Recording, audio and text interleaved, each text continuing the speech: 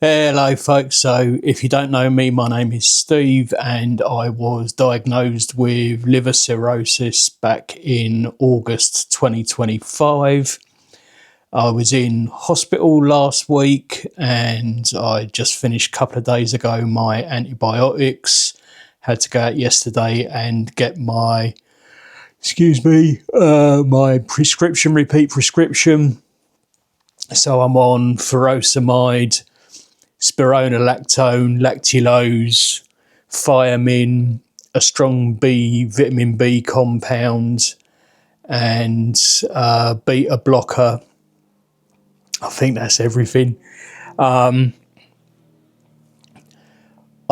did have a touch of the runs, and so what I did was last night I missed off my last lactulose dose. I'm supposed to take that two times a day, so I missed off the second one. And this morning I've had some bran flakes. I'm hoping that will do what bran does. And in a minute I'm going to go and made some at the weekend. If you saw the vlog, I made some homemade chicken broth. I got some Itsu ramen noodles, wheat noodles in there, and some gochujang paste. So I'm going to go and make a sort of very basic homemade ramen. The chicken broth alone should be, it's packed full of nutrients, so I'm quite looking forward to that. And the gochujang paste just bring up the flavour a little bit, and the noodles give me a little bit more fibre. So I'm going to go and have that.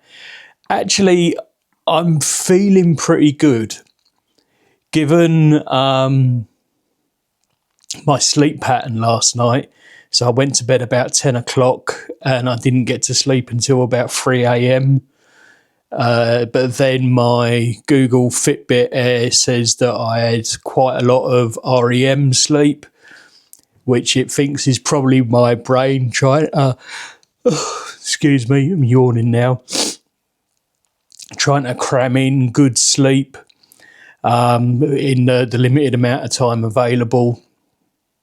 I got up at 10 a.m. today, so 7 hours in bed, but I was up a couple of times to nip to the loo. I've done a load of clothes washing, and yes, I'm still feeling a bit dizzy, but I was feeling dizzy before I even got diagnosed with liver cirrhosis. It was probably the first symptom I had. And if I hadn't had such a dodgy lifestyle pre-cirrhosis, I probably would have gone to the doctor and got it checked out. But, there's this habit of saying, oh, well, it's I probably just had a couple of beers and I was on the vape and this, that and the other, and I haven't been eating properly and I'm not sleeping great. So no wonder I'm feeling a bit dizzy. But anyway, it is what it is. We can't change it. So yeah, so I'm still feeling a little dizzy. Not really going anywhere without the cane, which I don't have an issue with. I had to get over myself very quickly with that.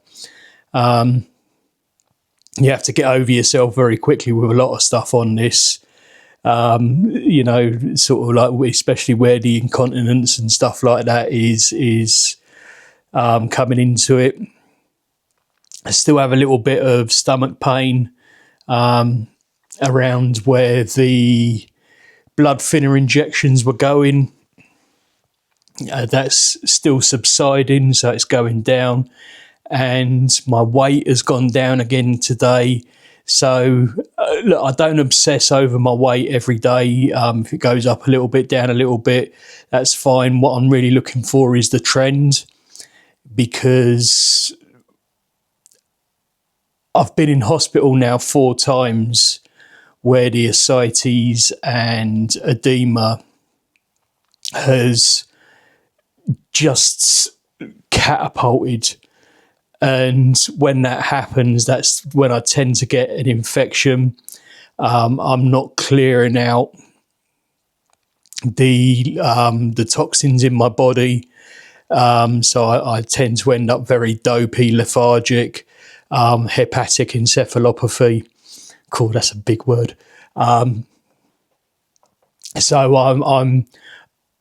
I kind of use my weight as an indicator of that fluid, but also, I mean, I can just look at my ankles as well, and I know my own body as to how far I can reach. So those three things together are a good indicator for me as to where I'm at. So I think I said yesterday, you know, I've always been a big guy. And when I say a big guy, I mean fat. So let's not beat around the bush. I've been fat since I was 8 years old, 7 years old. So it's just one of those things that, I never really understood nutrition. I do now, I'll tell you that. Growing up, I was fed ketchup sandwiches on white bread and bacon sandwiches with ketchup on white bread and fish fingers, chips and beans, and anything that wasn't good for you. Hardly any vegetables, hardly any fruit. So it's kind of unsurprising that and then we lived in a pub as well. My mum and dad worked in a pub, so my teenage years were spent on the Coke and Fanta dispenser, and once I hit 16, 17, they were spent on the beer dispenser. Life just has a funny way of going round like that, and I'd love to say it's my generation, this, that, and the other, but I think that's probably one of the biggest excuses saying, oh, well, that's just how things were when we grew up. There are plenty of people my age who grew up not doing that. So I'm not putting it on my generation. That's a me thing, and I need to own it, because if I don't own it, I can't change it. And, I haven't had an alcoholic drink since I was diagnosed in August last year. I was lucky insofar as alcohol for me was just something I did with other people. I was never a classic alcoholic insofar as I had to have it. I quite happily have a night off here and a night off there, but I still drank too much over the years, and it accumulated, and we ended up with decompensated liver cirrhosis. So there, but for the grace of God, eh? Not that I believe in him either. So anyway, I'm getting off point. So I'm feeling pretty good, and that's something to be grateful for. I'm just keeping an eye on my indicators. I probably shouldn't be, but I do have some electrolyte tablets. Not taking them every day, but I do think that sometimes I flush too much sodium out of my body, and then my body starts clinging on to sodium and then starts clinging on to liquid. So just as I, learning to listen to my body and trying to work out what that feels like, and then change the electrolytes as and when I need them, rather than every day. You have to be a little bit careful with this stuff. And look, I just need to say, this isn't medical advice. This is me just doing what I think is right for me. Something I need to talk to the GP about next time I'm up there, because it seems to be working at the moment. But of course, electrolyte tablets are pretty sodium heavy, even though they have magnesium and potassium with them as well to balance it out. but it can lead to portal hypertension. So you just need to be aware of that a little bit. So yeah, and again, like the Google Fitbit Air keeps an eye on all of that for me. It's doing some good summaries on a daily basis at the moment. It's keeping an eye on my weight from my Withings app. It's keeping an eye on my sleep. It knows what condition I've got, and it's able to tell me if this is something that's common for people with liver cirrhosis, or something that actually you need to go and talk to your GP straight away. So I'm pretty much okay with this at the moment. I feel like it was a good investment. I still have the Withings scan watch, but the scan watch is like, I don't know, maybe 6-7 years old now, and I just figured that the technology will have come on leaps and bounds in terms of what the sensors pick up and how they measure things.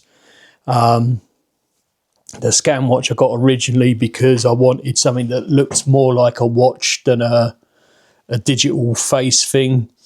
And it was more about when I was more active, making sure I was getting my steps in, that my heart rate was getting above X amount every day. Whereas the Google Fitbit Air I'm using it very much as a health tracker rather than as a fitness tracker, and it's doing an okay job at the moment. So I'm pretty pleased with it. And exactly the same as I just said, it goes to great lengths to tell you that it's not giving medical advice, but it can raise flags for things that you might want to have a chat with your GP about. So fingers crossed that this feeling good continues. I hope that I get a better night's sleep tonight, because I'm yawning already. And yeah, we will see how it goes. So be nice, be kind. You never know what people are going through. And until next time, laters potatoes, off your pop.